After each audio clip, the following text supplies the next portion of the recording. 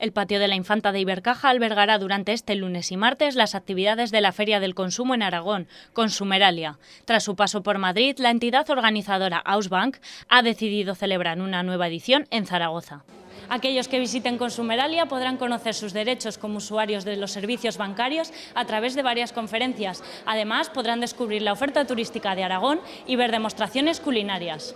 La primera jornada constará de varias conferencias a cargo de expertos donde se analizarán las problemáticas cláusulas suelo y los contratos bancarios abusivos. Todas las actividades de la feria tendrán su punto de vista desde la comunidad aragonesa y sus particularidades. Y hay mucho que ofrecer en Aragón, muchísimo, desde el punto de vista gourmet, desde el punto de vista de servicios turísticos. Bueno, las fechas no acompañan ahora mismo, pero hay mucha nieve en Aragón a efectos de esquí, mucho campo para también pasear y reconocer. Y además hay cosas muy singulares, el ternasco, el azafrán, el melocotón, bueno, todo eso y muchísimo más lo ofrece Aragón y lo vamos a meter dentro de esa bombonera preciosa que es Consumeralia, la feria inteligente de los consumidores y las empresas eficientes. Mañana martes continuará la Feria del Consumo con varias ponencias y una serie de catas de aceites, vinos y otros productos, todos ellos aragoneses.